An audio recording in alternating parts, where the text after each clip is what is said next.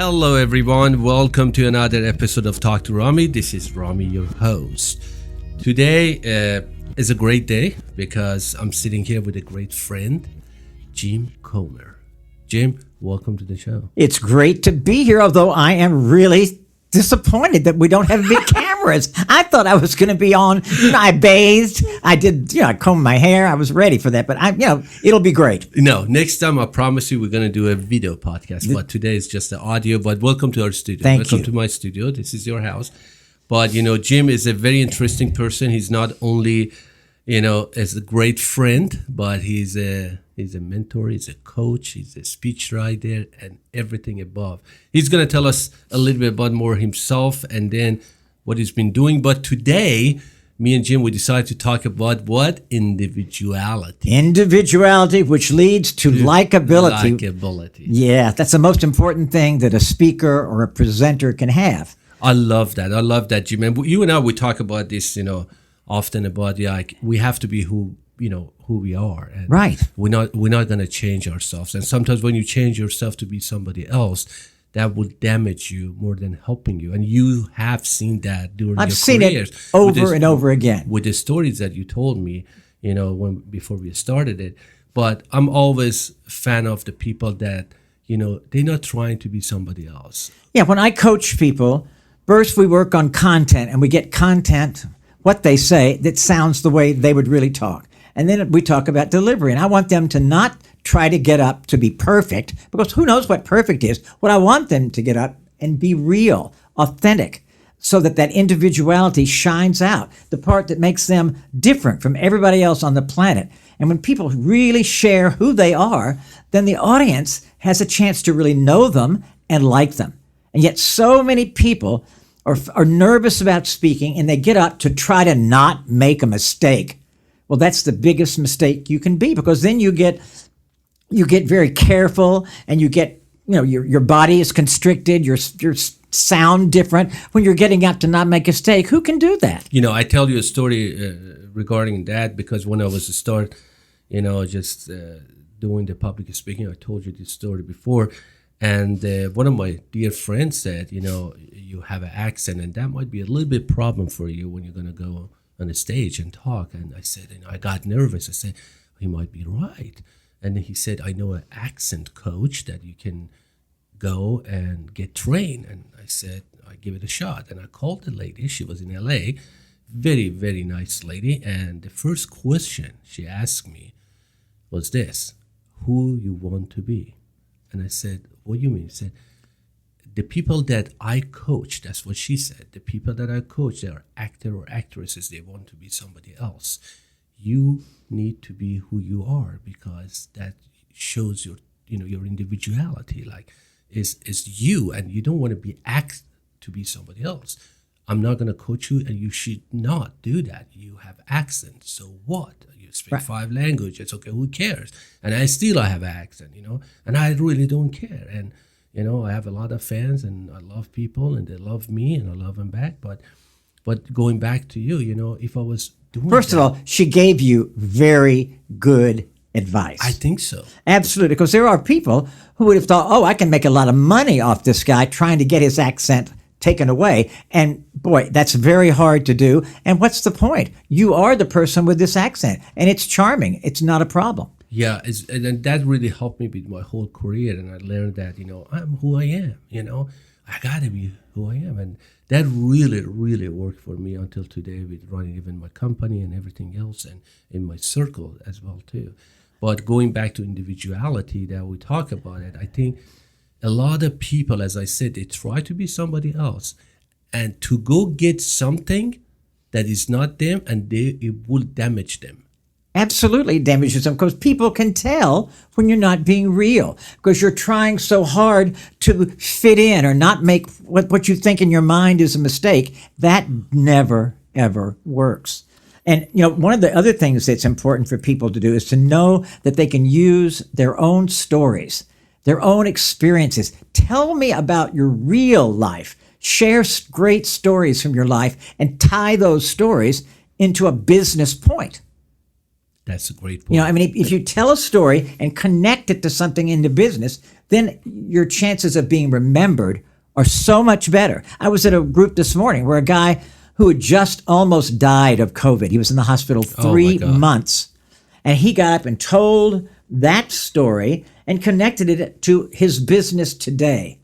And it was so powerful. He had the room in the palm of his hand because he was real. Yeah, Jim, where did you start your career? Like, tell me where you got to where you are right now, because it's very fascinating. Well, of course, Your stories are so fascinating.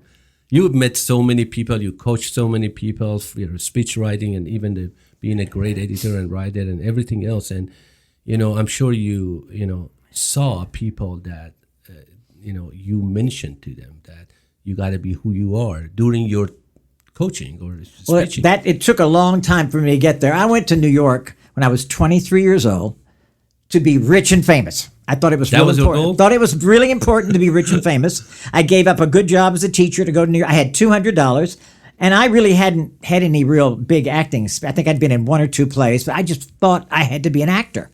And of course, I'm there with 50,000 other people who think they need to be rich and famous.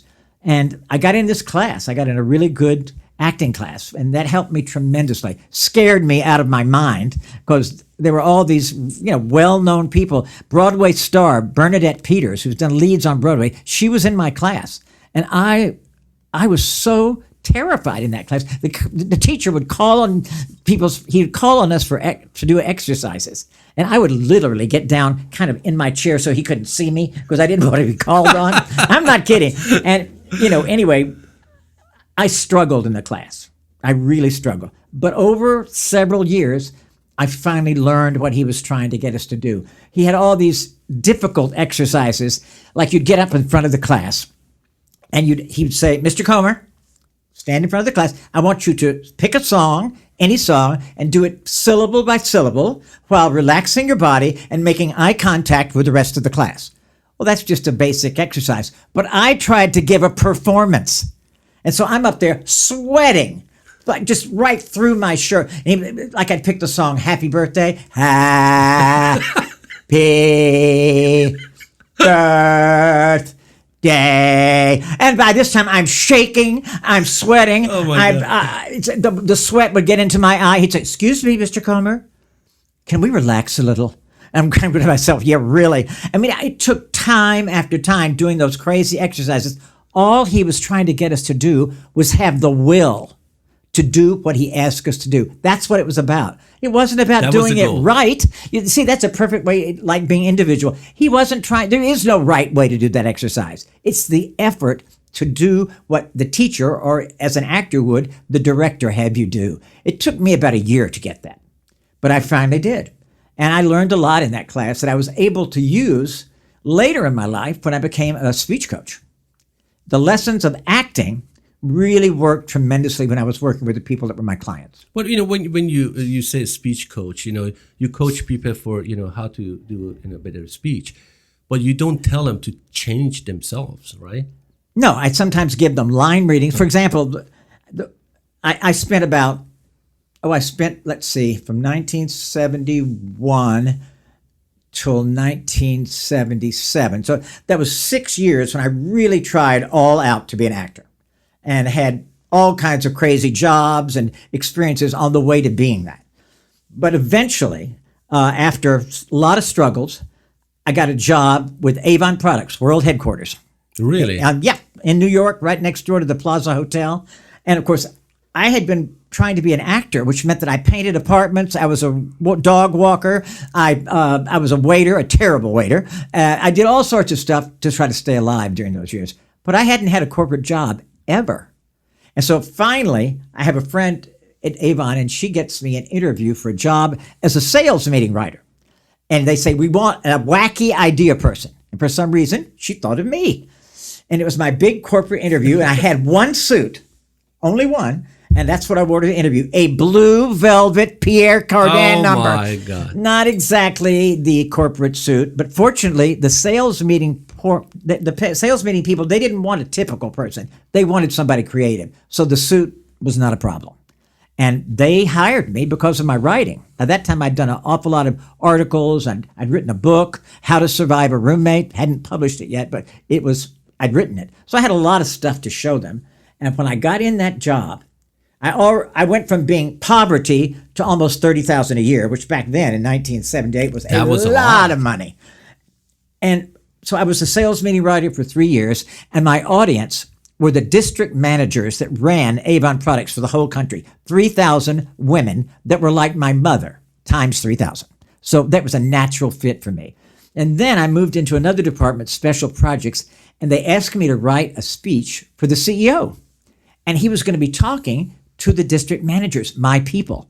So I wrote this warm, just humorous speech that was not corporate at all, and everybody loved it. And then they invited me up to see the CEO. He was going to give it for about 30 people in home office, before he did it at the big celebration at the Plaza Hotel. So I went up to hear my speech. I was so excited. And he gave it, and he was terrible beyond belief. Really? Oh, he was awful. And I'm going, oh my God, he is going to wreck my speech. And I don't know what came over me. I mean, I was a nobody there. And I went up to this man who barely knew I existed. And I said, Mr. Casey, and I don't know where I came up with these words. I said, I think you can be even better if we could rehearse a few times. And there was very politely. I was very polite, and even better was the key words, right? And there was a long pause as I, thought he might be firing me. And he said, well, no one has ever asked me to rehearse before. Then there was another long pause, and he said, I think it's a good idea. So I got to rehearse with him 3 or 4 times, and he got better. I used all my acting class stuff, and I helped him, getting line readings that sounded more like a natural, relaxed person. And he got better. He didn't get great. I mean, if he was a 3, he went to a 6. But that's a big jump. And everybody noticed. And suddenly, I'm a speechwriter and a speech coach. And it changed my life. That's how you started. That's how I started. But during your career at Jim, have you ever tried to be somebody else that you were not? And how that worked for you? Well, I think I tried to be an actor. And I really am better at being a coach or a speaker than an actor. I'm better at being myself with attitude. That's what I'm best at. I like that. Myself with attitude. I'm not really as good at taking on being somebody else. And that's what actors do. Yeah, that's they their inhabit job. Some other character. Yeah. I'm not as good at that. It took me 7 or 8 years to learn that. But when I finally got into the coaching and then later in speaking, I realized that was my strength. It was really the same strength I had as a junior high teacher before I went to New York. I was a teacher for a couple of years, and I could control 30 crazy junior high students by lots of energy and enthusiasm and being the best of me. But, I had this thing about getting rich and famous. I don't know what the deal was. It was just insecurity. I told you, during my career and, my circle, I have seen sometimes people, they go to be somebody else to get something, as I said before. And they lose that opportunity because it's not them. Well, you're not being able to connect with the other person, when you're not yourself, because you can't connect on an authentic level because you're not bringing that with you. No values. Absolutely. No values. What was the story that we talk about your Saturday night? Oh, yeah. Well, that's one of the most fascinating. If you're listening, guys, it's the most fascinating story that I talked to Jim about that. Could change basically your life. Right. Well, what had happened is along the way of trying to be an actor, I was doing all these odd jobs. And what happened was one day I was on a subway and I got on the subway, rush hour, and everybody's packed together. And suddenly this small man opened his briefcase. He was sitting down and he opened his briefcase, got out drumsticks, shut the briefcase, and began to play his briefcase like it was a drum. And he was good. And all of a sudden, the people on the subway started listening, and they started smiling, and the atmosphere in the subway car absolutely changed 100% in 3 or 4 stops. He wasn't asking for money. He was giving this gift to the people in the subway, and I knew how I felt, and I could see it on the faces of everybody else in the car. So when I got home that night, I wrote the story about what I'd seen on the subway, and I sent it to the New York Times. And they had just started the op-ed page for columnists and special stories. Yeah. And they bought my story. No way. I did. And I had never sold anything in my life. They paid $150, which in today's term would be about $800, maybe $1,000. And I was published it. Yes, they did. I was have a absolutely copy of ecstatic. it? I do. I've got it framed. Are you kidding me? So, and then to beat that, the Reader's Digest bought the story from the New York Times, and I got $400. The Times got $400, and I got $400. And the Digest had a 12 million circulation, including my parents. They weren't that impressed with the New York Times. I was. They were impressed that it was in the Reader's Digest. And so all of a sudden, I began to think of myself as a writer. And of course, the next 25 things I sent out were, rejected. But I began to do some writing. And I wrote for a paper on the west side of New York, and I did. They were one of these, put 50,000 circulation. It would go all to the apartment houses. But I got a chance to make a little money and keep writing. And one day I had done a story on locks, as in locks on the door, because this was high crime time in New York, the 70s. And so I wrote this cover story for this magazine, and I got a call from a literary agent. And he said, I'd like for you to write a book on locks. And I am not mechanical at all. And so I told him, look, I had did 1,500 words is as much as I could possibly do on locks. The only thing I know enough to write about for a book would be roommates, because I've had so many of them. And as I said those words, I went, that's a really good idea.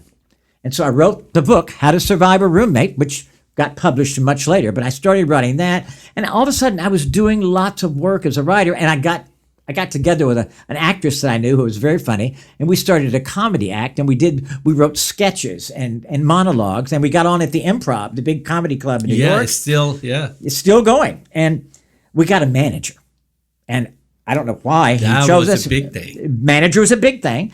And he never really got us any work at clubs, but the next summer, the summer of 1975, there was this young producer, Lorne Michaels, who was starting a new show. And it was called Saturday Night Live. Well, that didn't mean anything to us. It was just a TV show. No one had ever heard of it. This was July, and it wasn't going to start until October.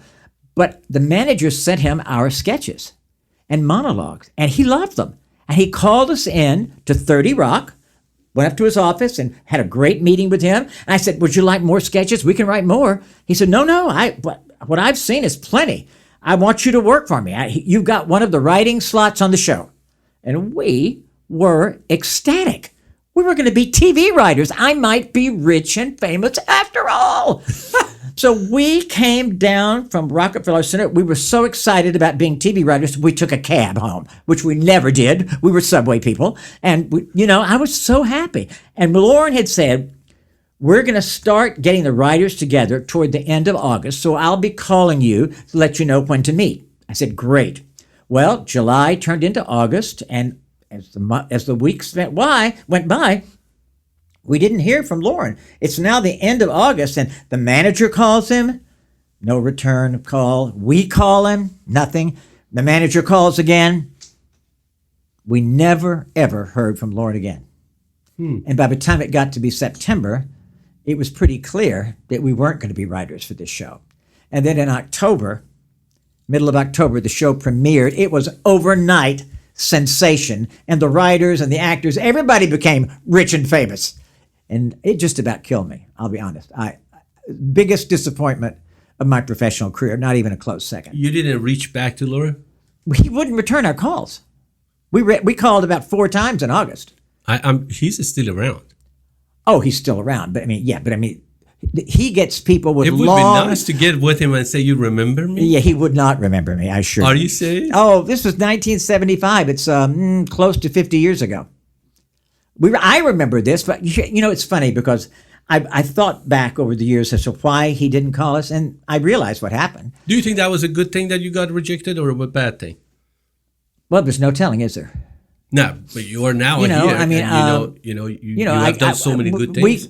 We could have been fired in the 7th or 8th week. We could have gone on to write stories. We might have gotten to do some sketches ourselves. There's no way of knowing that.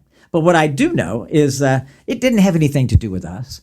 I'm sure as the date got closer to the actual premiere of the show, all these comedy writers heard about this new show, and they were flooding him with resumes of people who had long, careers as comedy writers, lots of credits. We didn't have any credits at all.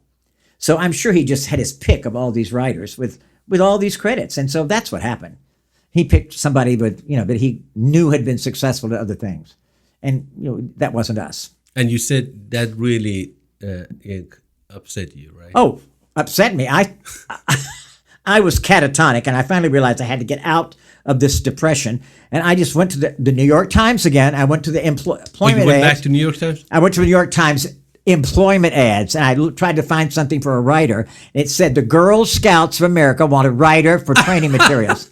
So Saturday Night Live, no. Girl Scouts, yes, they hired me. And I spent a year at the Girl Scouts. And I don't know what I was there for because they never did have any work for me. It was the only time. I did almost nothing that whole year, and but I got a decent paycheck. That's what I needed, I guess. And now, okay, for now, what Jim Comer does right now?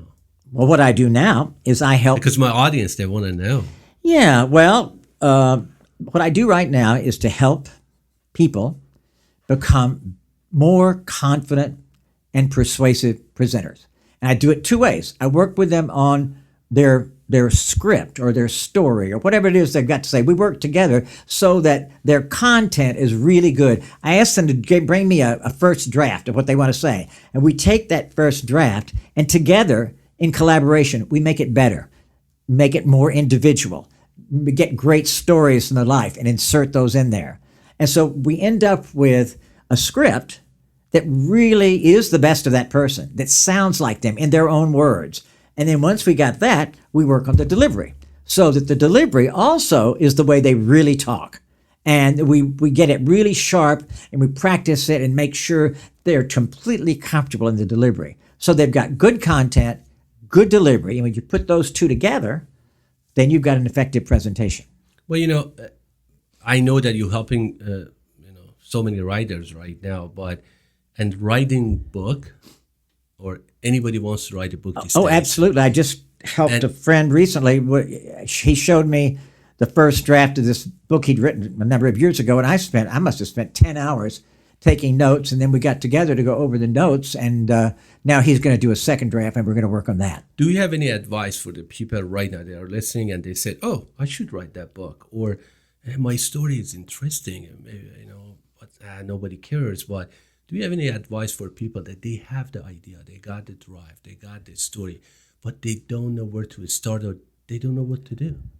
Well, there's many ways you can go about doing it. But first of all, you've got to be absolutely sure that you want to spend the time that it takes to write a book. People say, oh, I can write a book. Well, I've heard 1,000 people say that. But the number of people who are really willing to put the time and energy and money into writing a book, because if you're gonna write a book, you're gonna probably need a number of editors, a copy editor just to work on the grammar, so it's in good shape.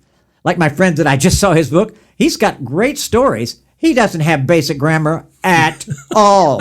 The way his spelling, none of it. But that's fixable. Yeah. That has nothing to do with talent or quality of what he has to say. That's fixable. Then he needs somebody to help him sharpen the stories so that it really sounds natural. He had all these things in the book, like he said, she said, I had all those things. We got rid of all of them and just made them in a conversation without the he said, she said, or all those kind of things. He didn't know he could do that. Simple things like that. Or if you bring up a subject and you bring it up, but you don't go deeply into it, when it's for example, I always tell people, if you say to a group of people as a speaker, or you could do it as a writer, so I went on this safari and we were having a great time. It was a high, really big money for safari. So they fed us great food on linen tablecloths. And one night we went to bed, and right before I dozed off, I looked through the slit in the tent and I saw a lion by the fire. And the next day in Nairobi, well, you can't go to Nairobi until you pay off the lion. You can't bring up a lion and not tell me what happened. You know what I'm saying? Yeah. If you're going to bring up anything interesting, sexy, dangerous, and then move on without paying off the story, that's crazy. You have to finish it. Yes, you have to finish it. And yet people do that all the time. They bring up stuff and they don't go deep enough in it. So I'm there to say, what happened? What did the lion do? Did he kill anybody? Did you? I ask a million questions. When I work with somebody on a book, I am basically there to push them to go deeper, to try to make sure they're saying it in their own voice, because so often people who are not natural writers, they'll get super formal when they write, and they don't sound like themselves. So I'm trying to make them sound just the way they talk, and make sure that they go deep and really get the full juice from all their own stories. That's, that, because I'm working something like that, and I ask you about, what I have to do. And that's the amazing feedback that, you have to, that everybody says that you have to write your story as a first person. Like, it's you. Like, it's got to be you. You can't be anybody. Absolutely. You can't be anybody else, because, again, it comes back to your individuality, that it's got to be you. Yeah, we want to hear how it really happened in your own words. And if we need to polish up your words a little here and there, that's okay. But it's most of all, it's got to be the real story in the real voice. Okay. How, now, if somebody has a question for Jim Comer, how are they going to get a hold of you? Good question. They can go to my website, Jim at ComerCommunications.com. That's ComerCommunications with an S.com. Or they could, I'm on LinkedIn. I'm on Facebook, Jim Comer, and they can call you and say, put me in touch with that guy. Yeah, it's, as I said, you're an amazing person, so much experience. I have learned so much from you during our friendship, man, and I greatly appreciate for that. And you got so many interesting stories that anybody can learn from. Well, and we're going to write your book, aren't we? Yeah, absolutely. Be waiting for Ram's book, yes. Yeah, and we're going to do that. But it was a pleasure talking to you. I had a great time. Me too. If you need anything, just let us know. And you got to come back here again, and we're going to come up with some other topics, and we're going to talk, because I know you are full of topics. I have a few stories to tell. Yes, indeed. I know we can do that. But thank you for being here. I greatly appreciate it. I know you're very busy, but we look forward to see you again and chat again. Thank you. It was fun. Thank you, sir.